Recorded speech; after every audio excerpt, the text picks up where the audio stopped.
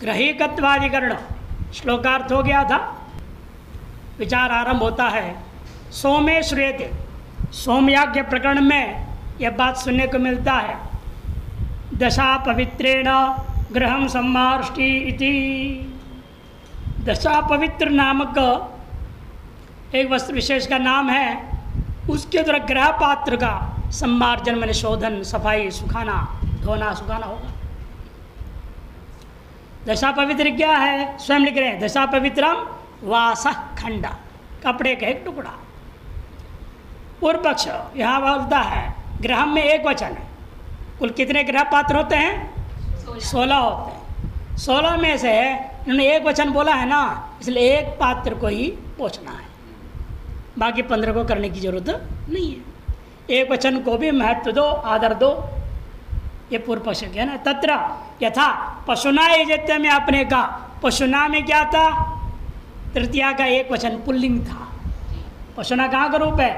Pulling, तृतीया एक वचन। और आपने क्या निर्णय लिया? इसलिए जहाँ पर पशु विशेष का नाम नहीं आया वहाँ पुल्लिंग मैंने बकरा ही लेना। छागस्त विशेषा सूत्र है आगे, तो इसलिए कहते हैं बकरा ही लेना। और भी कितने लेने? एक वचन है ना, इसलिए एक लेना। वहाँ पर लिंग और संख्या को महत्व दिया गया। इधर यहाँ भी दो। जब पशुना यजते इत्यत्र उपादेय पशुगतम एकत्वम विवक्षितम। उपादेयगत पशुगत एकत्व की विवक्षा किया था, पुष्टि की वहाँ विवक्षा किए थे। एवमेव तद्वद उद्देश्य ग्रहगत, यहाँ भी कहे यह वो तो उपादेय था, लेकिन यह उद्देश्य है। उद्देश्य क्यों द्वितीय है ना, उद्देश्य ग्रहगत में भी एकत्वम विवक्षितव्यम, एकत्व विवक्षा करनी चाहिए। किंच ग्रह शब्दस्य जातिवाच्यत्वेन जाते संस्कार्यत्वे सति तद आश्रयभूते यस्मिन् कस्मिन्नपि द्रव्ये अनुष्ठितेन संस्कारेण जाति संस्कृता भवति। और ग्रह शब्द क्या है? हमेशा कोई भी शब्द होते वो जातिवाचक होते हैं, उस जाति ग्रहण होगा पहले। तो जातिवाचित्वेन जाते है संस्कारित्वे, जाति का ही शोधन रूपी संस्कार करना है तब। लेकिन जाति का संस्कार तो हो नहीं सकती, तो क्या करना पड़ेगा? उस जाति का आश्रयभूत है। आश्रयभूत अब कोई बर्तन लो। ग्रहत्वावच्छिन्न 16 ग्रह पात्रों में से आप किसी एक को ले लीजिएगा। यस्मिन् कस्मिन्नपि, जिस किसी भी एक ग्रह पात्र द्रव्य में अनुष्ठित है न, आप सम्मार्जन रूपी संस्कार का अनुष्ठान करने से पूरे जाति का संस्कार हो गया माना जाएगा। संस्कारेण जातिरेव संस्कृता भवति तस्मात् एक ग्रह शोधनीय इति प्राप्ते ब्रह्म। एक ग्रह पात्र का ही शोधन करना चाहिए, मार्जन करना चाहिए। इति प्राप्ते सिद्धांत नहीं ग्रह में द्वितीया ग्रहस्य उद्देश्यतया। दृष्टांत और दाष्टान्त विषम है। दृष्टांत मैंने पशुना यजते लिया, और पशुना क्या था? उपादेय था। वहाँ उपादेय है और यहाँ उपादेय नहीं है, उद्देश्य है। दोनों में अंतर है। उपादेय और उद्देश्य विरोधी है एक दूसरे के। विरुद्ध का द्वय दोष बताया था ना, ये सब बातें। इसे दोनों में अंतर है। ग्रह में द्वितीया ग्रह से उद्देश्यतया प्रयोजनवत्तया च प्राधान्यम गमते। प्रयोजनवत्ता कारण से भी यहाँ प्राधान्य गौण नहीं है। ग्रहम प्रति गुण, इसे ग्रह पात्र के प्रति गौण कौन है? गुण गौण हो गए। उपादेय कौन है? सन्मार्ग, संशोधन करना, शोधन करना, मार्जन करना, ये गुण हो गया। प्रति प्रधान गुण आवर्तनीय न्याय न। और जितने प्रधान है उतने में गुणावृत्ति करना चाहिए। ये पर निर्णय हो चुका है। 17 पशु थे तो क्या किया आपने? समय व्यवधान के लिए सब में उपाग्निकरण कर दिया, फिर सभी में परिगणीकरण कर दिया, फिर सभी में युग नियोजन करना, बराबर व्यवधान करके आपने प्रति प्रधानम गुणावृत्ति न्याय पूर्ण निर्णय दे चुके हो। उसी ने यहाँ पर अभी 16 ही पात्र, ग्रह पात्र क्या? ग्रह प्रधान है, 16 है वो। ये प्रत्येक ग्रह पात्र के लिए गुण का गुण क्या है? सम्मार्जन, शोधन, उसकी आवृत्ति होगी। ये एक का नहीं होगा, इसलिए पूरा 16 का करना पड़ेगा।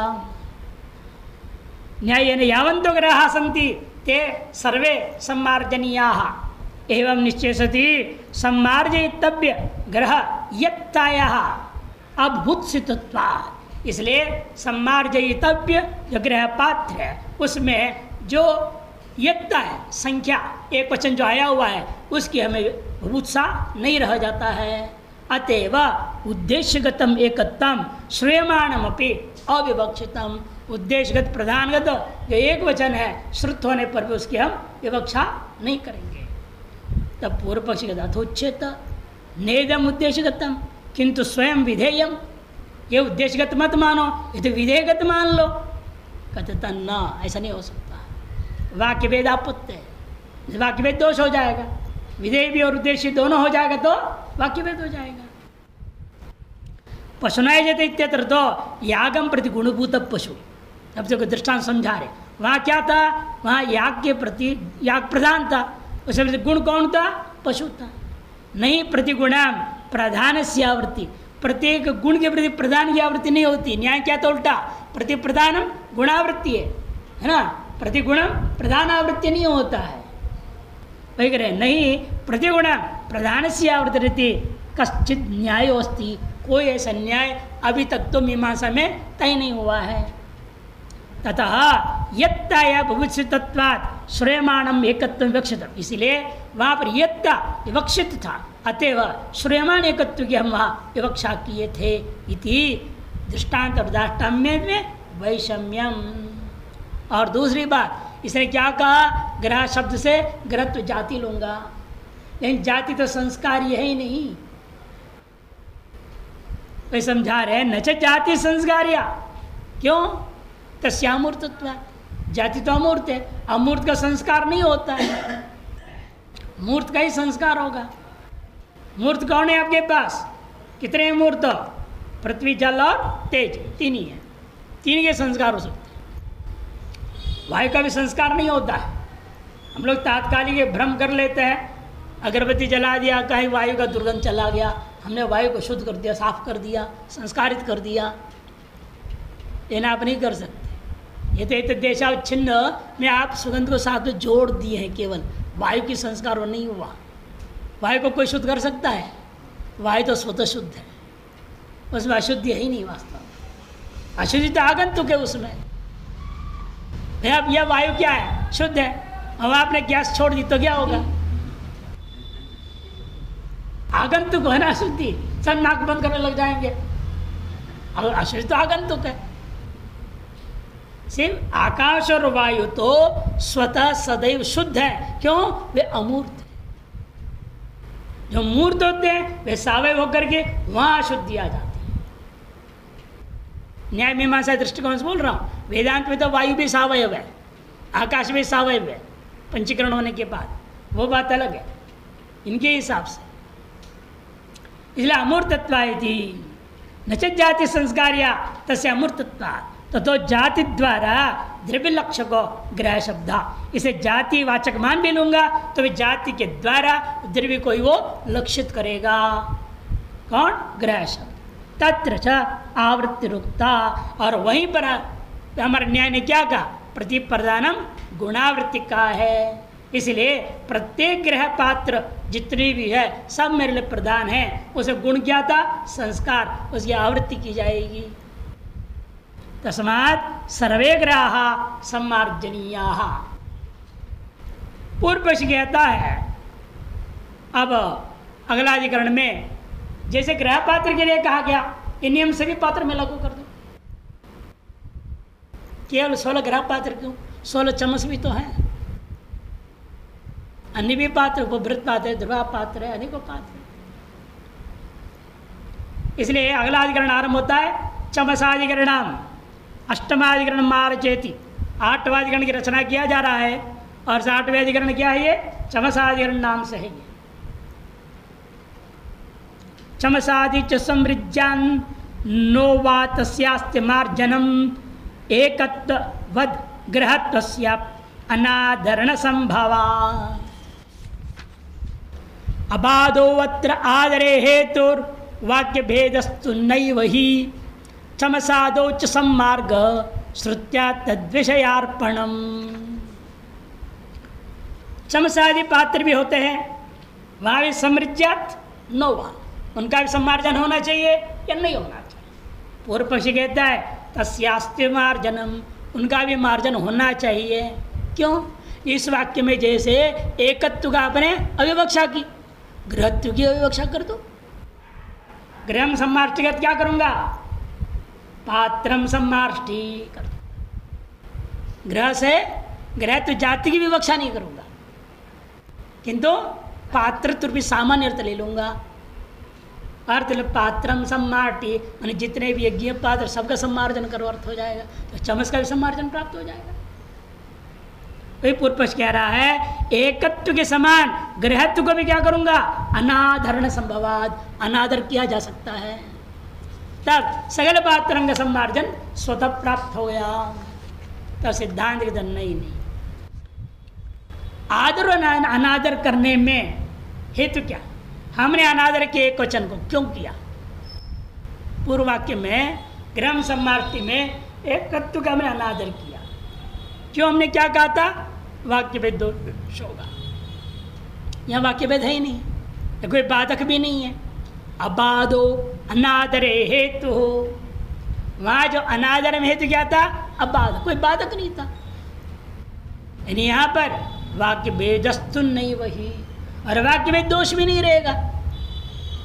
इसलिए चमसादो च सम्मार्ग श्रुत्या तद विषयार्पणात्, चमसादियों में नहीं वही सम्मार्ग है। सदन जो इधर नहीं वही चमसादो सम्मार्ग श्रुत्या तद विषयार्पणात्, श्रुति के द्वारा, श्रुति प्रमाण के द्वारा ये तद विषय का समर्पण हो चुका है। यहाँ तक श्रुति प्रमाण से आगे लिंग प्रमाण लेंगे। ग्रह इत्यत्र प्रत्यार्थभूतम एकत्वम यथा न विवक्षितम तथा प्रातिपदिकार्थस्य ग्रहत्वस्यापि अविवक्षा संभाव्यते। ग्रह यहाँ पर प्रत्यार्थगत जो एकत्व था उसको आपने विवक्षा नहीं किया, तथा प्रातिपदिकार्थ जो ग्रहत्व है उसकी भी अविवक्षा की जा सकती है।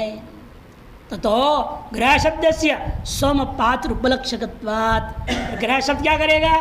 सोम याग संबंधी सगल पात्रों को उपलक्ष्य हो जाएगा, या कम से कम सोम का उपलक्षक मान लो, सोम संबंधी पात्र। सोम याग के सगल पात्र मत लो, घी भी होता है, ऐसा होता है, उनको छोड़ो। बकरी का दूध भी होता है सोम याग में, उसका बर्तन होता है, उन बर्तनों को छोड़ दिए। जिसमें साक्षात सोम रस का संबंध है, गृह पात्र, चमस पात्र, द्रोण कलश होता है, ये सब जो चमस से साक्षात संबंधी पात्र है उन सबको मार्जन करने का ले लो। सोम पात्र उपलक्षकत्वात् ग्रहाणाम इव चमसानाम अपि सम्मार्गेण, ग्रहों के समान चमसों का भी सम्मार्ग के द्वारा सोम रसैक निर्हरण प्रयोजन संभवाच्छ, सोम रस मात्र एक मात्र का एक जैसे दूसरी जगह आहरण करने का रूपे प्रयोजन से भी प्रयुक्त, दोनों बराबर प्रयुक्त हुए, ग्रह भी चमस भी। संभवाच्च चमसादयोपि सम्मार्जनीया, चमसादियों का भी सम्मार्जन अवश्य करना चाहिए। इति प्राप्ते ब्रह्म एकत्वम वाक्य भेदेन दुष्टत्वात् न विवक्षितम्। एकत्व में तो क्या था? वाक्य में दोष था, इसलिए दोष को देखते हुए हमने उसकी विवक्षा नहीं की थी। अदुष्टत्व तो ग्रहत्व, और ग्रहत्व में कोई दोष नहीं था, उसको ग्रहण करने में कोई दोष नहीं, कुतो न विवक्षित था, हम क्यों इसकी विवक्षा नहीं करेंगे? इसलिए हम उसकी विवक्षा वहाँ किए थे। तथा सत्य भी प्रयोजन है, यदि बराबर प्रयोजन है, ग्रह पात्र चंस दोनों का स्वम निर्हरण ही प्रयोजन है, स्वम का आहरण करना ही प्रयोजन है। फिर भी तथा सत्य भी प्रयोजन है, प्रमाणाभावात् चमसादो नास्ति सम्मार्ग, प्रमाण नहीं है उनको भी धोने का, इसे हम उनको धोएंगे नहीं, फिर क्या होगा? फिर यही होगा, एक बार प्रयोग करने उसको दोबारा प्रयोग नहीं करना, दोबारा नया ले आओ।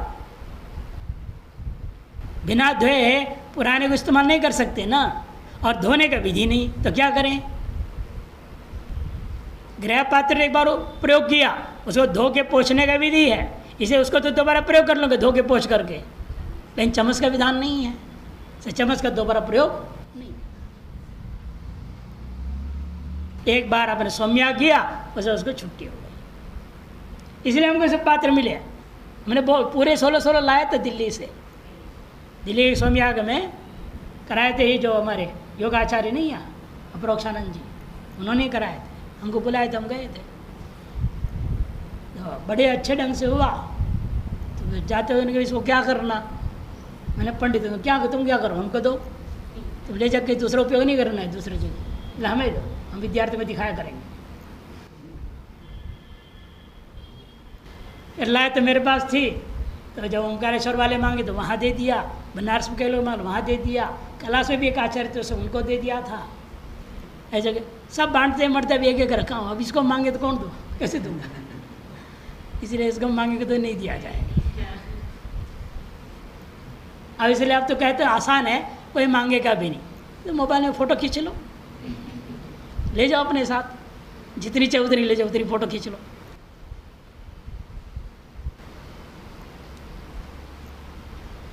इसलिए चमस पात्रों का सम्मार्जन करने में कोई प्रमाण न होने से नहीं किया जाएगा।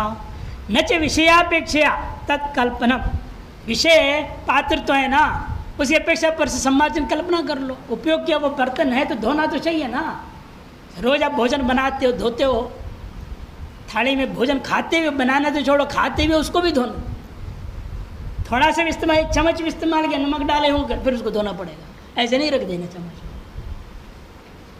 इतना आप जैसे लोक व्यवहार में देख रहे हो, इसे विषय क्या है, यहाँ चम्मच एक पात्र है।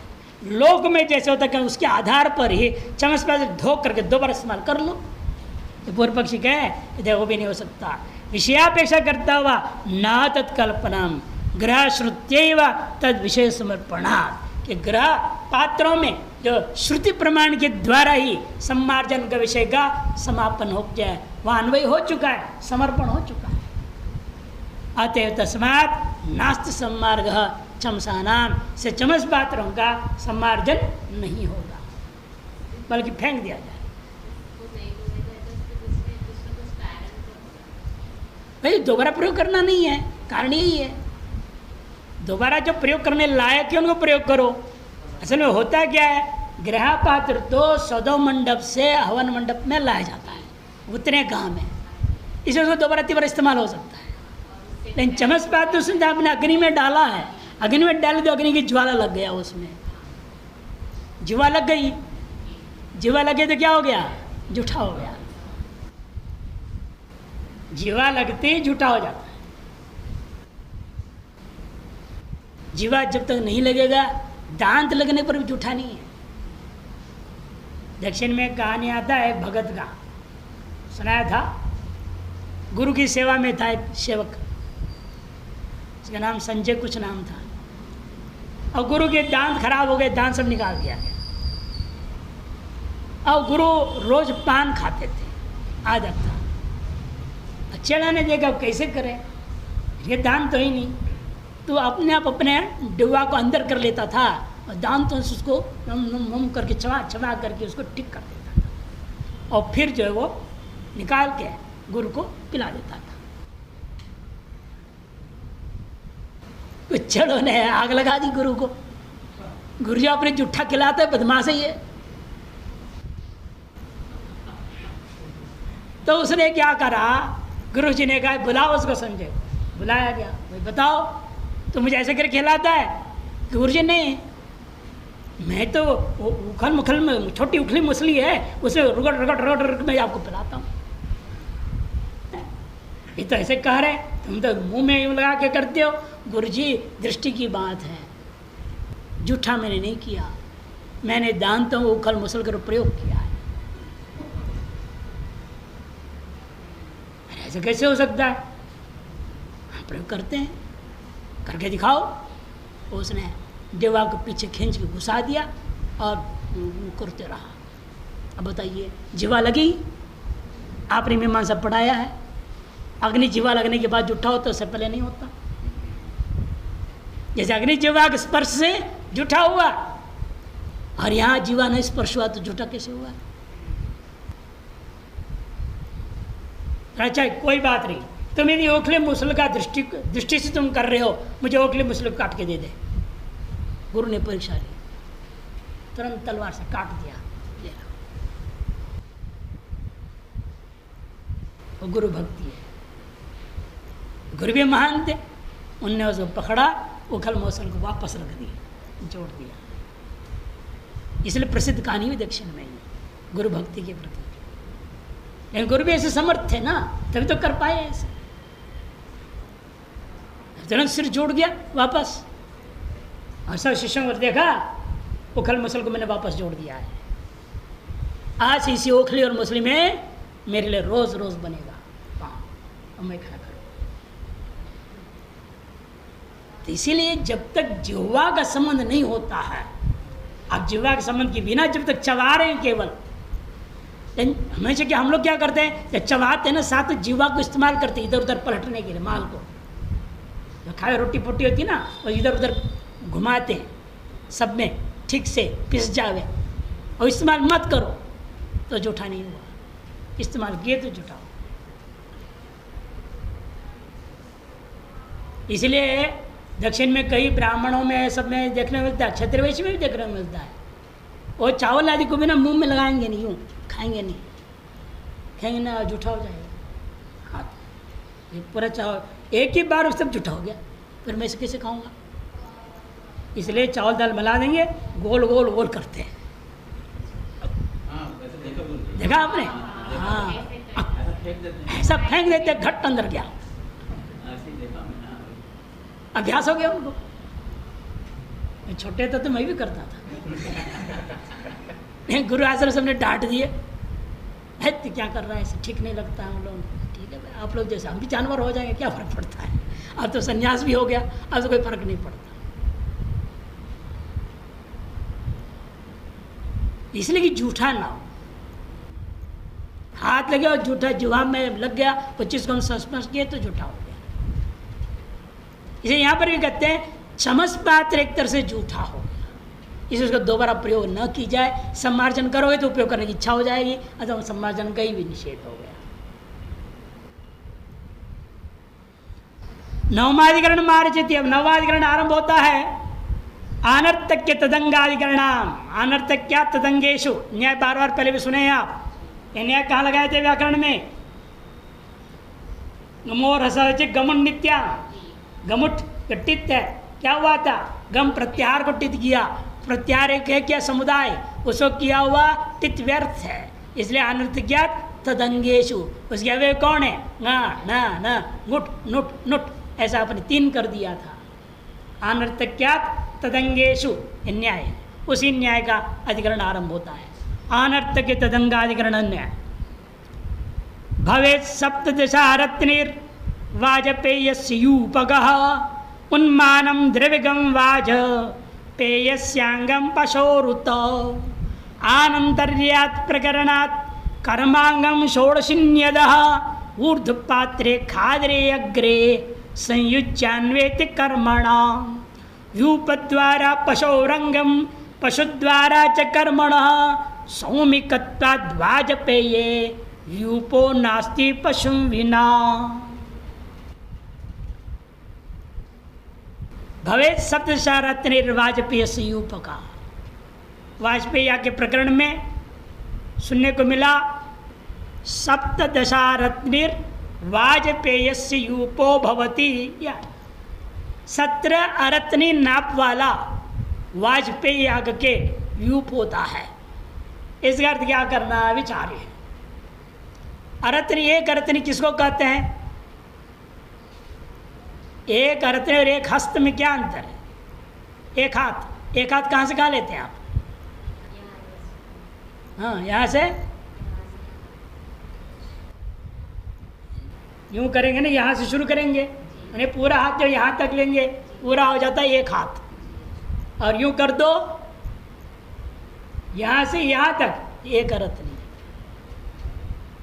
कनिष्ठांगुली से एक अरत्नी, मध्यमांगुली से लोगे तो एक हस्त होता है।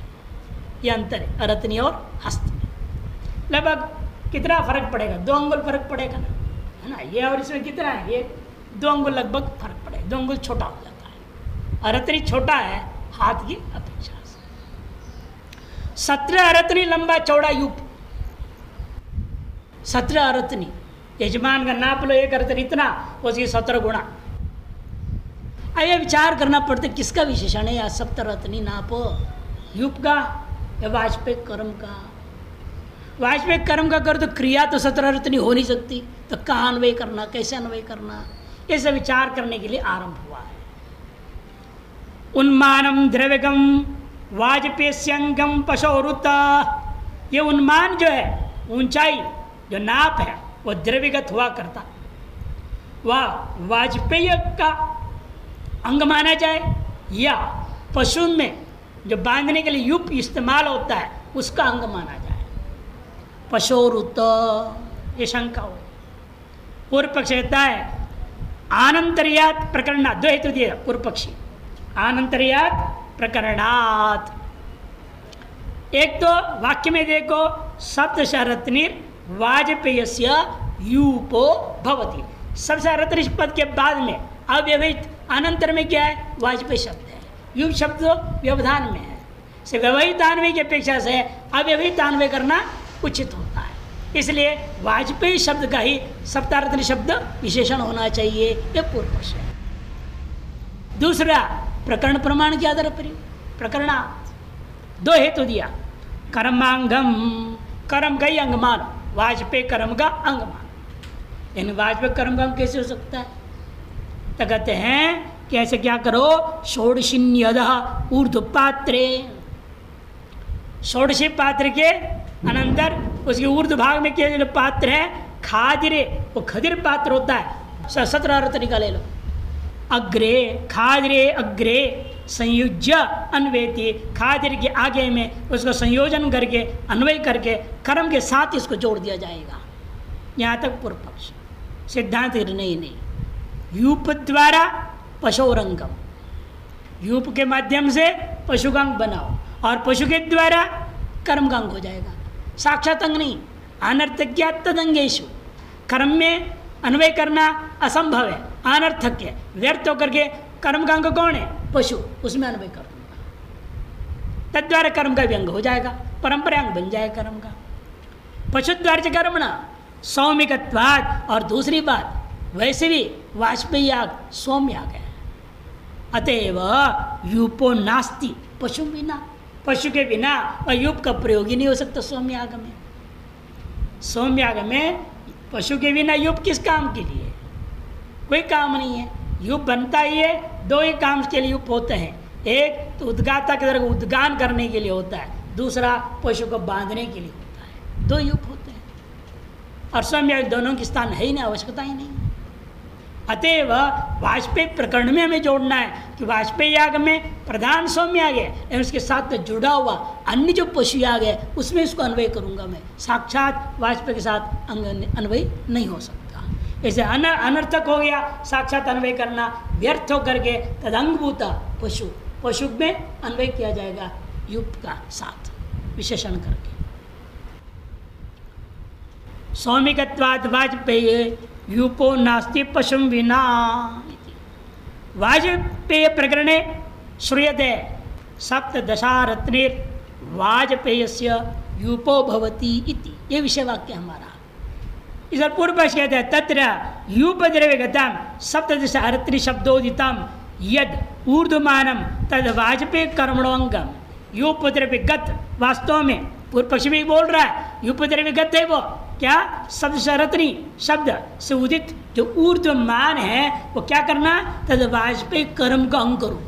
वाजपेय कर्म का अंग कैसे करेंगे? युक्ति निकालेगा वो भी, पूर्व पक्ष कम है ना, कि वो सोचता है कैसे करूं, कर्मांग कैसे होगा? तो कर्म हो भाई हवन मंडप में तो होगा ना, यज्ञ मंडप में, मंडप 16 रत्न लोग ऊंचा कर दो। मंडप के जो बांस गाड़े जाते हैं और जमीन से यजमान के हाथ के 17 अरत्न ऊंचा करो, कर्मांग हो जाएगा। युक्ति निकालेगा पूर्व पक्षी है ना, इसलिए यद ऊर्ध्वं वाजपेय कर्म नो अंगम भवति। सप्तदश अरत्न शब्द वाजपेय शब्द और आनंतर्या, क्योंकि दोनों शब्द अव्यवहित प्रयोग हुआ है इस वाक्य में। और प्रकरणंच एवं अनुगृह्यते, प्रकरणंच एवं अनुगृह्यते, प्रकरण प्रमाण भी जो वर्तमान वाजपेय प्रकरण है वह भी अनुगृहित हो जाएगा। यदि कर्मण साक्षात वर्तमान न संभवित, यदि कहोगे भाई कर्म के साथ साक्षात ऊर्ध्व नाप कैसे कर पाएंगे हम? कर्म तो क्रियात्मक होता है, क्रिया में कोई लंबाई चौड़ाई होता है क्या? कैसे घटाऊंगा उसको? यदि नहीं संभावना कहते हो तर्हि वाजपेय गतम खादिरम ऊर्ध्वम यत् षोडशी पात्रम तस्मिन् अधः उन्मानम प्रथमम संयुज्य तद्वारा कर्मणा अन्वेति इति प्राप्ते ब्रूमः। तो क्या कहता है? वाजपेय में विद्यमान खादिरम ऊर्ध्वम, खादिर पात्र, खदिर लकड़ी से बना पात्र के अनंतर में यत षोडशी पात्र, जो षोडशी पात्र ग्रहण होता है, तस्मिन् अध, उसके बाद में उन्मानम प्रथमम संयुज्य, उतने नाप को पहले संयुक्त संबंध कर दो, उसके बाद तद्वारा आप उसका कर्म के साथ अन्वय कर दो। यदि प्राप्ते ब्रूमः सप्तदशारत्निर यूप इति सामनाधिकरण्यात् यूपेन साक्षात संपद्यते। सप्तारत्नि ही और यूपा दोनों प्रथमांत है। तुम षष्ठी के साथ आनंतरी हेतु के पर जोड़ रहे जबरदस्ती। वाजपेय से क्या है? षष्ठी है, उस साथ कैसे संबंध जोड़ रहे हो आप? सप्तशारत्नि प्रथमांत है, वहाँ पर यूपो भी प्रथमांत है। प्रथमांत प्रथमांत सामनाधिकरण्य, प्रथमा और षष्ठी वेदिकरणान्वय हो जाएगा। इसीलिए वेदिकरणान्वय उचित करना नहीं है, इसलिए हमें क्या उचित करना? वो सामान्यकरण करने के लिए आप सप्तारत्नि को यूप के साथ जोड़िएगा, पहले अन्वय करो। सामनाधिकरण्यात् यूपेन साक्षात समझते तस्य च यूपस्य पशुंगत्वात् उन्मानम यूप द्वारा पशुरंगम भवति। और वह यूप पशु का अंग होने के नाते उन्मान जो है यूप द्वारा पशु का अंग हो जाएगा। तस्यापि पशु, और वह पशु भी किसका अंग है? वाजपेयांगत्वात्, पशु द्वारा कर्मणो अंगम, पशु के द्वारा उस कर्म का अंग बना देंगे। इस तरह से परंपरा कर्मांग हो गया। कर्मांग हम भी मान रहे हैं लेकिन साक्षात नहीं। अनर्थक्यात् तदंगेश, क्योंकि वाजपेय कर्म का में सप्तशरत्नि को हम अन्वय करेंगे वह व्यर्थ है, असंभव है, क्रिया में संभव अमूर्त होने के नाते हमें क्या करना पड़ा? यूप द्रव्य का विशेषण बनना पड़ा। और यूप क्या है? पशु रूपी द्रव्य का अंग है। पशु क्या है? वाजपेय का अंग। वाजपेय का अंग पशु, पशु का अंग यूप, यूप में जोड़ दिया, अंग का अंग में जोड़ देना अनर्थक तदंग हो गया। ये इनका कहना है। पशोर वाजपेयांगत्वात् पशु द्वारा कर्मणांगम भवति। यद्यपि वाजपेय यूप शब्दयोर अनंतरीय मस्त, यदि आपका कहना ठीक है वाजपेय यूप शब्द दोनों में अनंतरी है, इसे कोई संशय नहीं, तथापि वाजपेय से सोमयागत्या, वाजपेय जो है सोमयाग का एक प्रकार है। 7 प्रकार के सोमयाग होते हैं, उसमें से वाजपेय एक प्रकार है। साक्षात यूप संबंध भावात, इसलिए उसे साक्षात यूप का संबंध नहीं है। पशु व्यवधानम अपिपेयम, पशु रूपी बीच में एक व्यवधान को स्वीकार करना ही पड़ेगा, उसके बिना वाजपेय कर्म के साथ अन्वय नहीं कर पाओगे। वाजपेय स्थिति षष्ट्या संबंध मात्र वाचित्व न च, और दूसरा वाजपेय में जो षष्ठी है वो संबंध सामान्य में षष्ठी है। वाचित्व न व्यवहित संबंधम अपि असौ अभिदत्ते, व्यवहित संबंध भी करने में कोई दोष नहीं है। जैसे देवदत्त से नप्ता, ये देवदत्त का नाती है, कैसे साक्षात हो सकता है क्या? नहीं है ना। देवदत्त के बेटी का बेटा है, बेटी को बीच में लिए बिना नप्ता कहाँ से आ गया? पौत्र कहाँ से आ जाएगा बेटे के बिना? बीच में बेटा मानना पड़ता है ना। देवदत्त से नप्ता कहाँ जा रहा है, या देवदत्त से पौत्रा कहाँ जा रहा है? तात्पर्य क्या है उसका? बीच में उसका बेटी या बेटे को मानना ही पड़ेगा। तद्वत यहाँ पर भी समझ लीजिए। यत्तो सप्तदश आरत्रि वाजपेय और अनंतरियम यश्च प्रकरणम तदुभयम अविरुद्धम, और हमारी व्याख्या में भी उन दोनों के साथ कोई इसलिए विरोध भी नहीं हो रहा है। पशुंगत्वेपि अंततो वाजपेयत्वांगीकारात्, क्योंकि जो है पशुंग कहते हुए भी अंततः हम वाजपेय का अंगत्व को स्वीकार कर ही रहे हैं। किंच इतना ही नहीं, पूर्व पक्षे युप शब्देन षोडश पात्रम लक्षणीय, बोले आपका लक्षण आपके दोष आ जाएगा। यहाँ जो युग शब्द से कहीं कहा है क्या? खाद्य पात्र, षोडशी पात्र, ये सब कहाँ से कल्पना कर रहे हो आप? युग शब्द के आधार पर कल्पना कर रहे हैं, केवल कल्पना है, महान गौरव दोष है। श्रुतार्थ परित्याग कर दिया, अश्रुत की कल्पना करना महान दोष है। पूर्व पक्ष में यह भी दोष आता है क्योंकि युग शब्द के द्वारा षोडशी पात्र के अपने लक्षणा कर दिया। सिद्धांत तो नासो दोष, सिद्धांत में लक्षणा के बिना परंपरान्वय कर देने से कोई दोष नहीं रह जाता है। दशमाधिकरण मारचेति, अब से दसवाधिकरण आरंभ करते हैं। अभिक्रमणाधिकरण, पुनः दशम मास में पहुंचते। अभिक्रमण एक क्रिया है, घूम घूम के हवन करना है। इन किस कर्म में करना?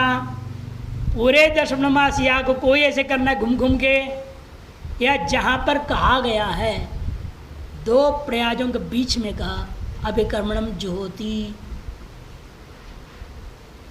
दो प्रयाज के बीच में कहा हुआ है। संदन संन्याय से क्या होगा? प्रयाज में ही लागू होगा, पूरे दशम मास में लागू होगा। ये सिद्धांतिक है। पूर्व पक्ष कहता है प्रगण प्रमाण से सब में जोड़। अभिक्रामम ज्योतीति युक्तम कर्त्राखिलस्य तत् किं वा प्रयाज मात्रस्य कृष्ण कर्तृयुतम भवेत्। प्रयाजाविक्रमणयोः क्रियात्वादुभयोरपि मितः संबंधराहित्यात् मैवं तेऽपि समत्वतः। कर्तृयोगाददोषश्चेत् समानेयं समाहितिः तथा प्रयाज सान्निध्यात् तत्कर्तृवास्य संयुतिः। देखो अभी कामम जो होते वाक्य आया, यह युक्तम कर्ता अखिलस्य, कर्ता के द्वारा पूरे दशम मास याग रूपी प्रकट होने से सकल कर्मों में वो अभिक्रमण पूर्वक ही करना चाहिए। घूम घूम के करना, एक जगह खड़े होकर नहीं करना, बैठ के नहीं करना, चल चल के करते हैं। ऐसे किया जाए। कर्ता अखिलस्य तत् किं वा प्रयाज मात्र से, अतः प्रयाज मात्र का किया जाए, ये संशय हुआ। पूर्व पक्ष कहता है कृष्ण कर्तृयुतम भवे, कृष्ण कर्ता के साथ संबंध जोड़ना उचित होगा। प्रयाज विक्रमण क्रियात्वाद उभयोरपि मिता संबंध राहित्या, और प्रयाज और अभिक्रमण दोनों क्रियाओं का संबंध बिना द्रव्य का कैसे करोगे? बिना कर्ता का। यह कर्ता को लाना पड़ेगा, और कर्ता कौन है? एक ही यजमान मुख्य है, वही सब क्रिया कर रहा है, सभी क्रिया में विक्रमण जोड़ देना चाहिए। क्रियात्वाद उभयोरपि मिता संबंध राहित्या, ऐसे पूर्व पक्ष ने कहा। सिद्धांत मैवा, मैं समझ कहो, ते भी समत्वतः, वह भी बराबर है। क्रिया है ना, किसी कर्ता के द्वारा ही तो होगा, बिना कर्ता का क्रियान्वय हो सकता है क्या? अभिक्रमणम भी क्या है? क्रिया है। इस तुमने कहा प्रयाज भी क्रिया, अभिकरण भी क्रिया, हम भी मान रहे इस बात को। कर्तृयोगाद अदोषच्छेद, जो कर्ता का योग है उसके बिना न प्रयास क्रिया हो सकता है, न अभिक्रमण क्रिया हो सकता है, न दशमास याज्ञ, अन्य भी जितनी भी क्रियाएं, कोई भी क्रिया बिना कर्ता का हो नहीं सकता। अदोषश्चेद समाना यम समाहित, जैसे तुम्हारे मत में कहते कर्तृ द्वारा सर्वान्वय करने में कोई दोष नहीं, हम भी कहते समाना, हम भी कर्ता के द्वारा ही कर रहे हैं, लेकिन हम कहाँ कर रहे हैं? क्रिया विशेष में कर रहे हैं, सगल क्रियाओं में नहीं करूँगा। समानायम समाहिति तथा प्रयाज सानिध्यात, अन्वय तो कर्ता के साथ ही होगा, तुम भी कर रहे हो, हम भी कर रहे हैं, लेकिन तुम सगल क्रियाओं का कर्तृत्व न कर रहे हो। हम कहते नहीं, जहाँ पठित है अभिकरण ज्योति, कहाँ ये? प्रयाज के सन्निधि में से प्रयाज सानिध्या तत्कर्तृव संयुति, प्रयाज कालीन जो करता है उसी के साथ इसका संबंध होगा। किसका? अभिक्रमण का, अन्य क्रियाओं में नहीं। दश पूर्णमास प्रयाज समीपे श्रूयत है। दर्श पूर्णमास याग के अंतर्गत प्रकरण में प्रयाज के समीप में पाठ सुनने को मिलता है। अभिक्रामम ज्योति, तत्र होम काले यदि तत् आहवनीयम अभित संचरणम, स्पष्ट कर दिया ना। होम काल में जो आहवनीय अग्नि है उसके अभित चारों तरफ घूमते घूमते आहुतियाँ देना होता है। अभित संचरणम तत् कृष्ण दर्शपुर्णमास कर्ता संबद्धते, और वह जो है संपूर्ण दर्शपुर्णमास कार्यक्रम के कर्ता के साथ एतार्श अभिक्रमण को, संचरण को जोड़ना चाहिए, न तो प्रयाज मात्र कर्ता। और पक्षी कहता है प्रयाज मात्र के कर्ता के लिए नियम नहीं है, सकल कर्म के कर्ता को है। कुतः अभिक्रमणस्य क्रियारूपस्य कारकत्व भावेन प्रयाज क्रिया संबंध संभवात, कि अभिक्रमण जो क्रिया रूपा है और वह कारक द्रव्य कर्ता के बिना प्रयाज क्रिया के साथ उसका संबंध करना संभव नहीं है। यदि चेत मैवाम, सिद्धांत सम्मत कहो, क्रियारूपत्वादेव दर्शपुर्णमास क्रिया भी संबंध असंभवात। क्रिया रूप होने के नाते हम तुम दर्शपुर्णमास सकल क्रिया के साथ जोड़ने बोल रहे हो, वो भी तो क्रिया ही है। यदि आप प्रयाज क्रिया के साथ नहीं जोड़ सकते, दर्शपुर्णमास क्रिया के साथ भी नहीं जोड़ सकते, आपको भी कोई कारक ढूंढना पड़ेगा, आपको भी अंत में कर्ता को पकड़ना ही पड़ेगा। वही समझा रहे हैं। अथोच्चेत क्रियारूपत्वादेव दर्शपुर्णमास क्रिया भी संबंध असंभवात। अथोचित अभिग्रहण कर्तृकारकेण साक्षात संबंधित है, कर्तृकारक से करोगे तद्वारा कृष्ण पूर्णमास कर्मणा संबंधित है, और कर्ता के द्वारा संपूर्ण दर्शपुर्णमास के कर्म के साथ जोड़ूंगा।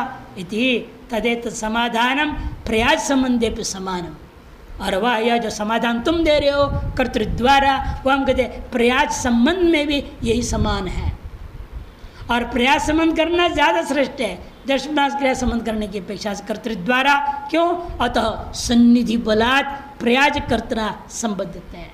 याद रखिए, सन्निधि प्रमाण प्रबल हो गया, किसकी अपेक्षा से? प्रकरण प्रमाण की अपेक्षा से। सन्निधि बलात् प्रयाज कर्ता संबद्धते हैं। वार्तिक कारक मत में इसी अधिकरण का दूसरी व्याख्या भी करेंगे।